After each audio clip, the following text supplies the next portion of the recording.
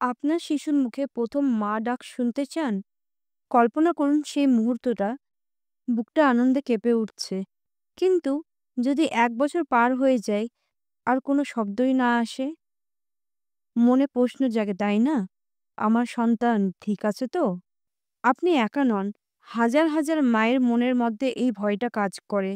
আজকের ভিডিওতে আমি আপনাদেরকে জানাবো কেন শিশুরা দেরিতে কথা বলতে শুরু করে এবং কিভাবে আপনি মা হিসাবে সেই প্রথম শব্দ এর জাদুকরী মুহূর্ত তৈরি করতে পারেন।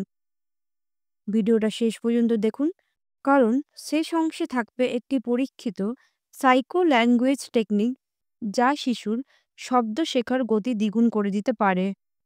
প্রথম পয়েন্ট, শিশুর দেরিতে কথা বলা। ভয়ের কারণ নাকি সময়ের ব্যাপার? সামনের বাসার তানিয়া তো বলেই ফেললো মা, আর আমার রাজু এখনো চুপচাপ। আমার কি চিন্তা করা উচিত? এটাই প্রথম প্রশ্ন। বেশিরভাগ শিশুই ১২ থেকে ১৮ মাস বয়সে প্রথম শব্দ বলে, কিন্তু কেউ কেউ একটু সময় নেয়।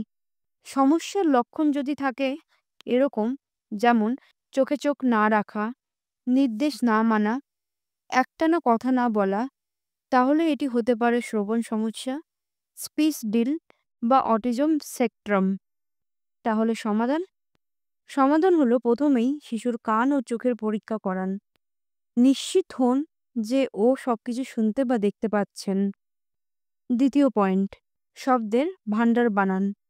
কথা না বললেও শিশুর মাথায় জমছে ভাষা। শিশু প্রথমে শোনে, তারপর বুঝে, তারপর অনুকরণ করে। তাই শিশুর মস্তিষ্কে যত শব্দ ঢুকবে তত দ্রুত সে বলবে। কিন্তু কিভাবে করবেন? শিশুকে উদ্দেশ্য করে নির্বিচারে কথা বলুন। একটা আপেল দেখিয়ে বলুন, এটা আপেল। আপেল লাল রঙের হয়। শব্দ প্লাস ছবি ব্রেনের স্মৃতিতে গেড়ি বাঁধে। গল্প, ছড়া, রাইমস ব্যবহার করুন। প্রতিদিন ১০ মিনিট করে একটি রুটিন বানান। গল্প বলুন, ছবি দেখান, গান গাওয়ান। এবার আপনি ভাষা দিচ্ছেন, কিন্তু বাচ্চা তো কিছু বলছে না। কিভাবে তাকে বলাতে উৎসাহিত করবেন? তৃতীয় পয়েন্ট, শিশুর মুখ খুলতে সাহায্য করুন। তাকে উত্তর দেওয়ার সময় দিন। বাচ্চারা অনেক সময় মনে করে, আমার তো কিছু বলার দরকার নেই, মাই তো সব বোঝে। এটিই হলো সবথেকে বড় সমস্যা। মা যদি সব অনুমান করে ফেলে, তাহলে শিশুর চেষ্টা করার সুযোগই থাকে না। এটা একদম ভুল। তাহলে কি করবেন? প্রশ্ন করুন, তুমি কি দুধ খাবে? তারপর ১০ সেকেন্ড চুপচাপ থাকুন। শিশুর প্রতিক্রিয়া দেখুন এবং তাকে উৎসাহ দিন। পজিটিভ রিওয়ার্ডস দিন, যেমন বাহ, তুমি তো বললে। ছোট চুমু কিংবা হাততালি দিন। চতুর্থ পয়েন্ট, পরিবার হচ্ছে ভাষার প্রথম স্কুল।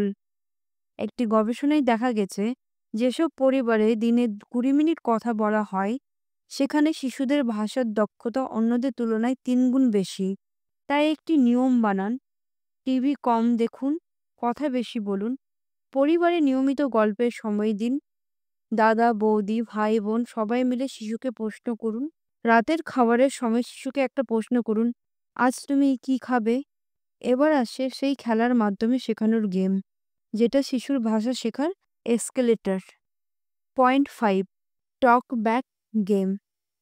শিশুর মুখ খুলিয়ে দিন খেলতে খেলতেই। এই গেমটা খুবই সহজ।